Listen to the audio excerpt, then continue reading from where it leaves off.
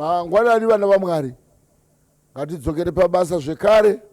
Nhasi nomusoro wenyaya unokosha zvikuru. Zuro takataura nedoomed nation, vhangeri raMwari richibviswa kumaJudha kuti isu tiri wani. Saka sermoni yanhasi inotaura kuti tiri muvhangeri tisatambira Muchivi.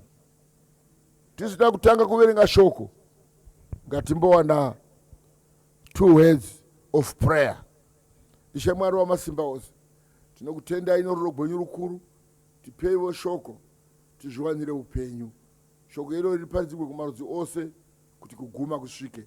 Muzita raJesu tinonamata, amen. Pamangwanani anhasi musoro wedu wenyaya unoti hamuna mufaro Muchivi. Hamuna mufaro Muchivi. Iyi nyaya tinoiwana ichitaurwa naMwari pachake kumukomana ainzi Kaini, mukoma wa Abel.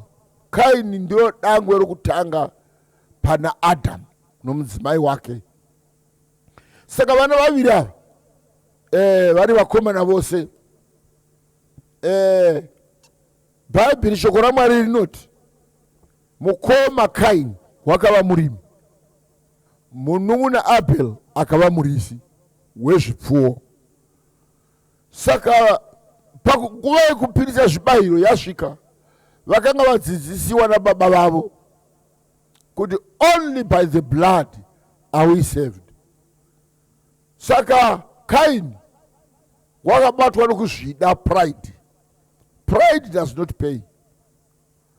Pavaibayira zvibayiro, Abel wakatora gwai akabayira, Mwari akagamuchira mupiro wake.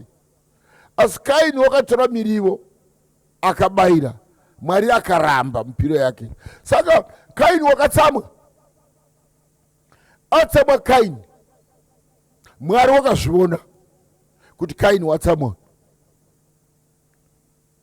Mwari akataura naye asati ambopinda pa-action. Akati toda kuiverenga ndima iyoyi, is chapter 4 ya Genesis. Tikaverenga chapter 4 pa verse ya 5 na 6, Mwari unoti chiso chako chakaunyana nei,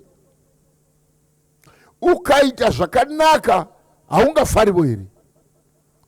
Tarira chivi chakakugarira pamukova, asi chichakuwana iwe, unofanira kuchikunda. Ndo pane point inondifadza apa. Zvivi tinowanikwa nazvo tose tose, but tinofanira kuzvikunda. Kaini haana kudzoka, nyangwe akanga ataugwa naMwari wokumusoro-soro. Kaini wakaramba akatsamwa, akatora chombo chaakashandisa kudai danda, kudai dombo, we were not there. Akaponda munun'una wake akafa. Mwari akadaidzira kuna Kaini, munun'una wako uripi? Kaini akadavidza rafu, kudavidza Mwari the Almighty, ndizini muchengeti womunun'una wangu ini. Mwari akati taira ropa rake radanidzira kubva panyika. Saka tichimira ipapapo ticharonda kuti why Kaini akatsamwa. Revelation chapter 12 verse 12. Kudenga uku pakagwiwa from verse 7. Satan akadzingwa, but we need the announcement yakataurwa naMwari kudenga. Mbone zvokonyika, mweya wakaipa wakandiwa kwauri pasi apa, akatsamwa kwazvo, nokuti unoziva kuti nguva yake ifupi. Wherever there is joy, there is the devil, there is no joy. Chipi nechipi choungaita kana pana Satani, hapana mufaro. Saka uchaona kuti pane nyaya yakaitika inoda kutiyemudzira nyaya iyi. Tati Satani wakakandiwa akatsamwa kwazvo, nokuti unoziva iye kuti nguva yake ifupi. Saka pana Satani hapana mufaro, pane chivi hapana mufaro. Ngatimbovhakachira imwe nyaya inowanikwa kuna 2 Samuel chapter 13 verse ya 2. Tino murume nomusikana waivapo, musikana wacho wainzi Tamari. Tamari wakanga kanaka kumeso, vana vaDhavhidhi vose ava, the family yaDhavhidhi. Asi Amnoni wakamuchiva, wakachiva hazvanzi yake. Palakana mukatarira pavhesi ya2,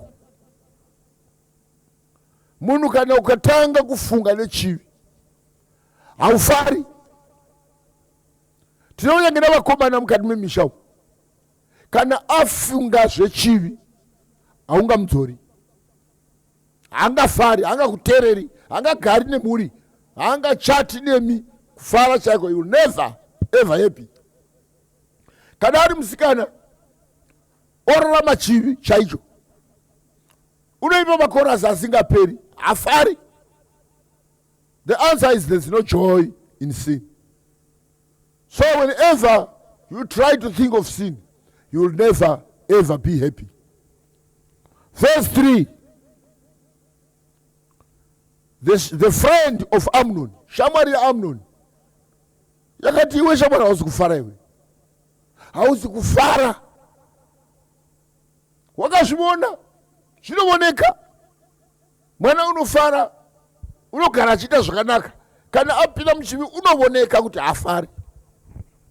Pakapa mukatarira, wakaunda, verse 4, wakaunda, Amnon wakaunda. Why sadza haripindi? Mai kana baba yange pamusha, kana vatanga zvezvivi, harinaki sadza mumukova, vanounda. Nokuti wafunga kuronga, vapindiwa naSatani. Shamwari ya Amnoni yakataura naye, nyaya hapanapa, unoda Tamari. Kugwara chaiko kugwara. Kanzaka ndikumudze plan. Now be very careful. Neshamwari dzinokupai mazano. Kana mazano aunopuwa neshamwari akanaka uchafara. Kana mazano aunopuwa neshamwari akashata, you will never ever be happy. Rikolai vakomana, fungai, dzokororai. Shamwari dzenyu dzinokupai mazano.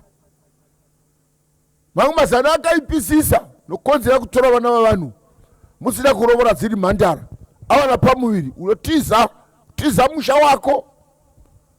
Handisini teputipisi, handeya ticha, ndakamuona, ndakaona foni yake, hauchafari.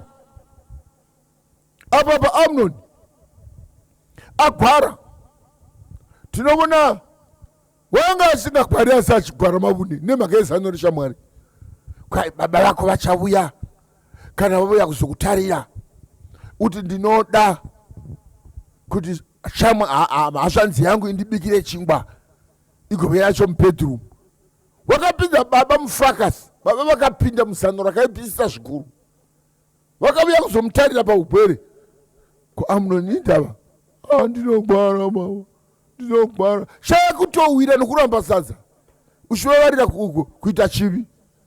Takazviona madzibaba mazhinji, mari haichaonekwi, mari yese wamasitokanisi, kumusha kuchavuyiwi, sadza harichadliwi, baba vafunga chivi. Ukaona baba vangoshuwa paimba, vadiwa kudondoko. Ukangoona mai vangoita makorasi asingaperi, vadiwa kudondoko. Saka kana paita chivi mumusha hamuna mufaro. Baba vakaenda vakadanzira Tamari, gadzira chingwa unopa hazvanzi yako. Nokugadzira chingwa nokuenda nacho nokubata hazvanzi yake mubedroom. Ukatara pavhesi 5, pavhesi ya7, abata hazvanzi yake, haana kuzofara. Kumuvenga kwaakaita kwakakunda kuda kwaimuita asati ashongana naye. Satani unotiza, Satani akakupinda akakuisa muchivi, haamiri Satani uchasvoda. Wakamuvenga kudarika kumuda kwaaita. Ndozvinoita muvengi Satani. Akakukwekweredza, akakuisa muchivi, akaona watadza. Satani unoinda. Osara wava woga, wanguva benzi sedununu. Uchaona kuti iwe pachako uchazvivenga iwe pachako. Nechivi chawaita zvangondibatawo. Zvii zvakakubata ndio wakareka Satani akapinda. Saka panyaya iyi panotiudza kuti hapana mufaro muchivi. Pavhesi ya 15 ndio patatichiverenga kuti Satani apedza newe anokusiya akainda ukasara wava woga. Na ungatiinde kuna chapter 27 verse 3. Zvakaitika kuna Judas. Ndiluku chapter 27. Matthew chapter 27 verse 3. Judas achitaka kuronga kutengesa Jesu. Wakanga itesa maplani wakangwara. Akakalkuta nebari. Akatochacha nomutengo wa Jesu. Asi zvinondishamisa nezvokuti verengai nyaka kuna John chapter 13. Jesu wakamuyambira zvakanaka. Muwenyu uchandipandukira. Apuwa musuva na Jesu. Satani akapinda. Saka nyaya yedu huru, musarega Satani achipinda. Hamungazofari. Judas ndiye wakatotanga kufa, Jesu asina kufa.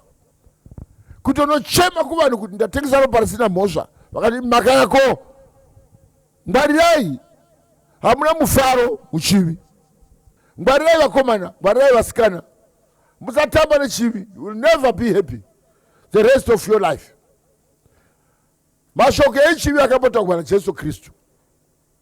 Pana Matthew chapter 12.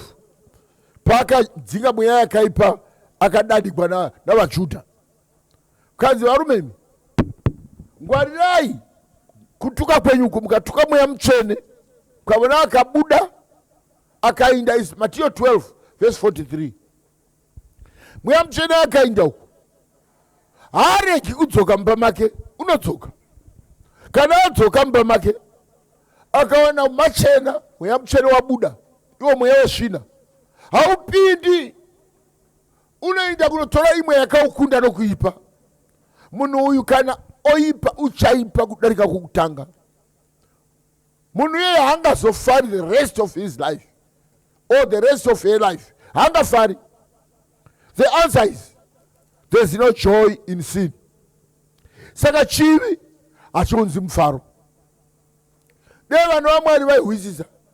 Taifanira kugara pedu naJesu Kristu nokuti mufaro unowanikwa bedzi muna Jesu Kristu. Paul wakazvitaura naHebrews. Hebrews chapter 6 verse therefore. Unotiye tichiverenga panapo.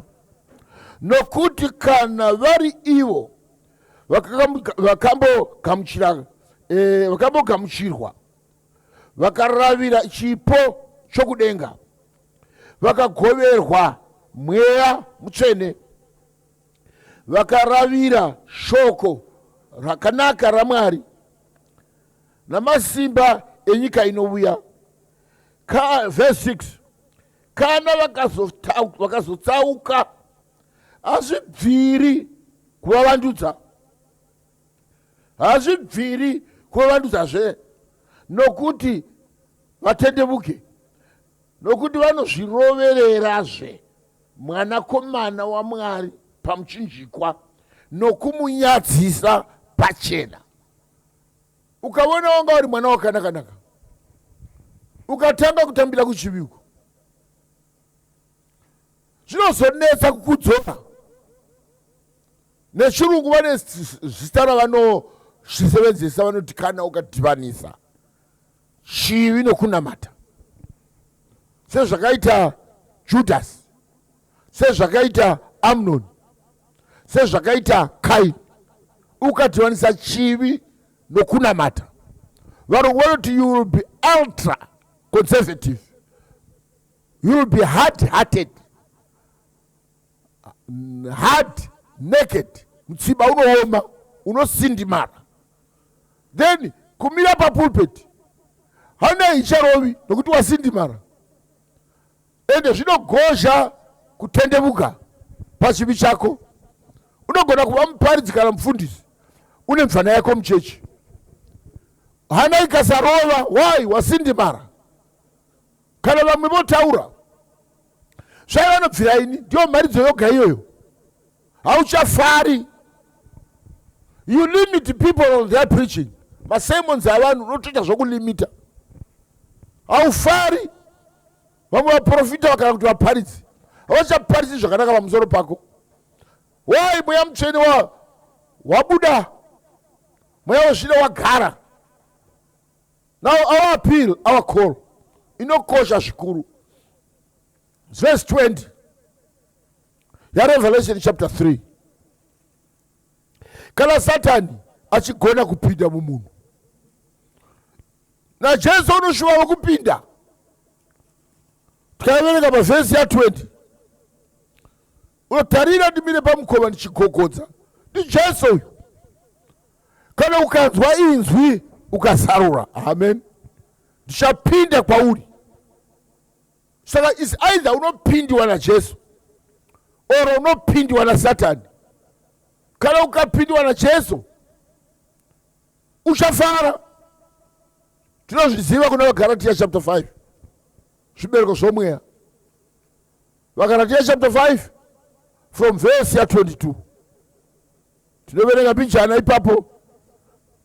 Kana ukapindiwa nomweya mutsvene, you will be happy. The fruits, mafruits anoonekwa pauri. Verse ya 22 inoti zvino chibereko chomweya ndirwo rudo nomufaro. Point yendodapo, mufaro nokunaka nezvimwe zvakare, but we want joy. Rudo nomufaro kana mweya mutsvene wapinda. Asi kana mweya mutsvene wabuda, pavhesi ya19 inoti zvino mabasa enyama anoonekwa, anoti upopwe nesvina nobutere nokunamata zvifananidzo noburoyi nokuvengana negakava negodo nokutama kwakaipa nokuparadzana nedzidziso dzakatsauka nokunamata zvifananidzo nokugodorana nokubatwa nokutamba kwakaipa nezvinhu zvakadai izvo zvandinokuudzai zvino.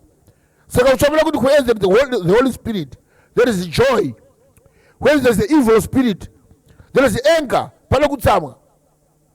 Now pakugara kwedu kwose mukati menyika inoi ngatichatsoziva, Satani akaona akapfisa mufaro mumba, that's the easiest way yokubiza simba rokunyengetera, bisa rokudana, simba rokudanana, simba romufaro, simba rokuwirirana, simba rokurekererana.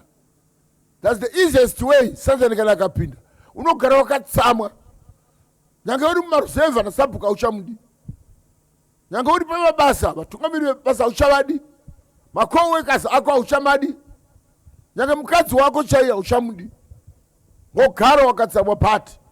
Kana chibereko chomweya ukapinda, Jesu akagogodza akanyatsopinda, munofara. Nemuri munofara, navana munofara, navavakidzani munofara, nesangano munofara. Let's maintain joy by inviting Jesus. Let's try by all means to throw away the works of the devil. We mustn't accept the devil, because we will never ever be happy. Saka tinoshuva paupenyu kedu pwose. Pana Habakuku chapter 3 verse 17 na 18 munyori unoti hapana chinotikonesa kunamata, hapana chinotikonesa kufara. Nyange ng'ombe dzikaramba kubereka, nyange makwai akaramba kubereka, nyange mibonde ikaramba kutunga, nyange mizabiringa ikaramba kutunga, I will have joy in the Lord. Tichafara muna Jehovha. Yakwatara kuna vakorinde verse 33 chapter 8. Ndiani chi chingatiparadza norudo rwaMwari? Nhamo here? Kugwara here? Kushayiwa here? Hapana chinotiparadza norudo rwaMwari. So never ever accept anything. Accept anything. Chikupe kutsamwa. Permit everything which help you to keep you joyous, happy. That's the only way to salvation. So panyaya yedu yanasi takati chida kuti the nation, the whole world tizive kusiyana kwezvinhu zviviri. To accept Jesus brings joy. To accept the devil, it brings anger. So where there is anger, there is no salvation.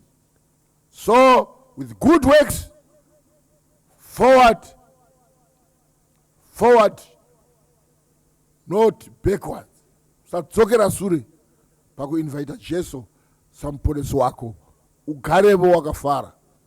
Kwete mubvunzo uonekwe kuti mai ava havafari, baba ava havafari, mwana uyu haafari. Toziva kuti there's an element of sin. Satan wapinda.